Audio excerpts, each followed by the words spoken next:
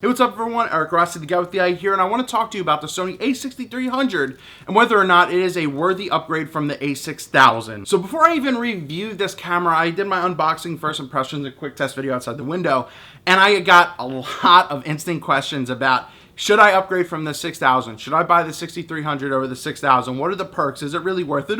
So I actually reviewed this entire camera. I had almost 2 days in New York City, went around the streets, shot with it in all types of situations, high ISO situations, fast, slow, continuous, all that kind of stuff. And I just find that that $1,000 is not a bad price for the 6300. When it first was announced, I was like, come on, Sony, you're kind of losing a market here. But they weren't targeting mainly the stills market, which they kind of were doing with the 6000 and with a good video option. They really did more of a video heavy feel with the A6300. So I have a feeling if you're more into the video side, you should probably look more into investing in the 6300 because it also does have 4K video, which is not all about hype. I made a video about 4K, which I'll link down below, and why it's good to invest in.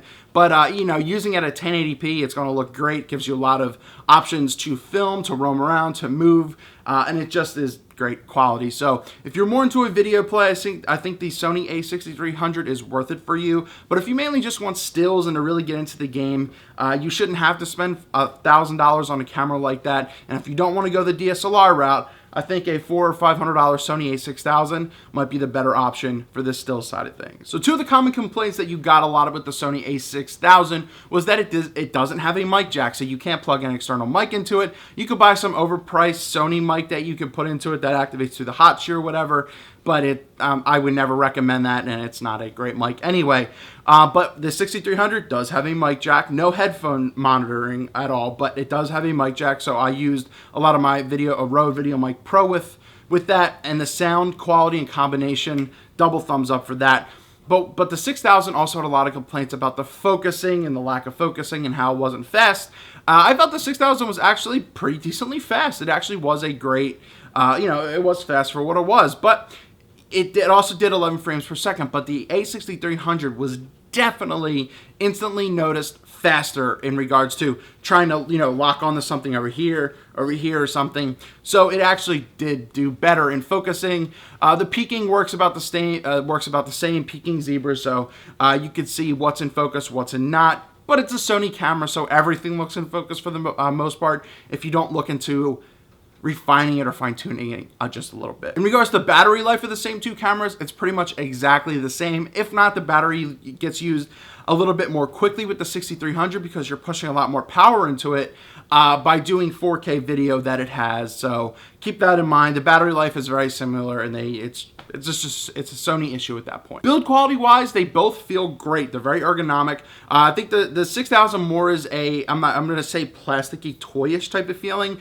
and I don't want to take away from it because the 6000 is a great camera. The ergonomics were actually great for a mirrorless camera for once, but the 6300 has a different shutter wiring mechanism, and it is more of a magnesium alloy body that isn't toy. I mean, you're paying $1,000 for it. It is the same ergonomic feel, but it's also a little bit beefier around the grip. So it is a little bit thicker, and it does hold well. And once again, on a strap around your neck, it doesn't matter. It's comfortable. So both are great ergonomically and build-wise. Just the 6300 is more weather-sealed, and it's a more magnesium alloy non-plasticky body. Wrapping up all that, be it there are a ton of similar features from the 6000 to the 6300, no doubt. But there were upgrades to the 6300. So once again, I feel if you were more of a stills user who wants a video, the 6000 is a no-brainer to buy. It's just getting way more affordable because of the prices dropping with the 6300 coming out and all the pre-orders finally coming out. It's just a great system to buy into if you wanted to go that route over a DSLR route. But if you really, should you upgrade if you have the 6000? The reason I did is because I wanted to invest more in the 4K video game. That's why I made a couple videos about that recently.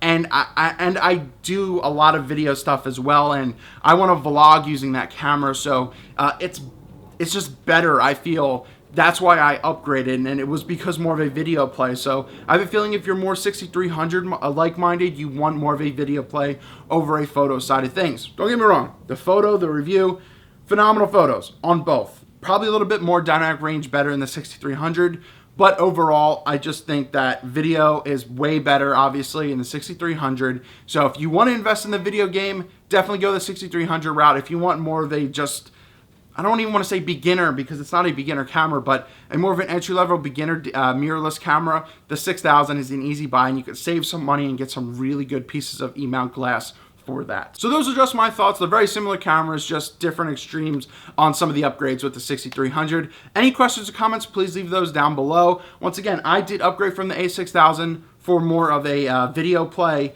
and it works great. You have 4K video, actual 4K video, 24 frames per second. You get 1080p at 120 frames per second and 60 frames per second, which look absolutely fantastic.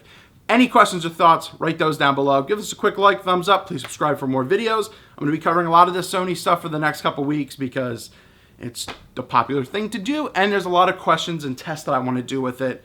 And I just think that this video alone should help out a lot of people who are in my situation. I'm like, is it really worth the upgrade? To some, yes. To some, no. A lot of stuff is similar, though. Just some stuff is absolutely improved.